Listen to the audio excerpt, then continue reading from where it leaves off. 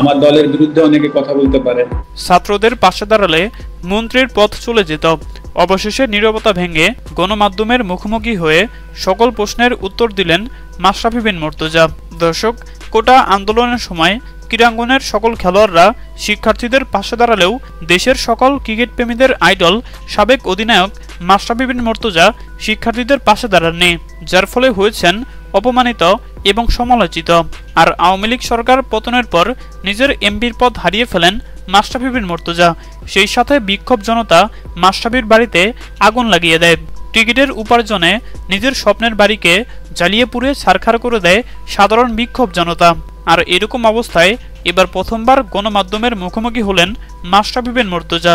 Not out নোমানের ইন্টারভিউতে সকল প্রশ্নের উত্তর দেন এই সাবেক এমপি। তিনি বলেন, আমি যদি শিক্ষার্থীদের পক্ষে দাঁড়িয়ে কথা বলতাম তাহলে আমাকে এমপির পদ থেকে পদত্যাগ করতে হতো, যার কারণে আমি চাইলেও শিক্ষার্থীদের পক্ষে দাঁড়িয়ে কথা বলতে পারিনি। আমি যদি এমপি থেকে পদত্যাগ করতাম তাহলে নড়াইলের সাধারণ মানুষদেরকে আমি কি জবাব দিতাম?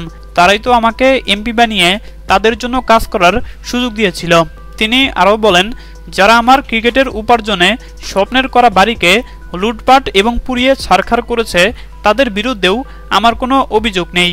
হ্যাঁ দর্শক, আপনাদেরকে বলছি, মাশরাফির এমন মন্তব্য আপনারা কেমন চোখে দেখছেন জানিয়ে দিন আপনাদের গুরুত্বপূর্ণ মতামত আমাদের কমেন্ট বক্সে। ধন্যবাদ।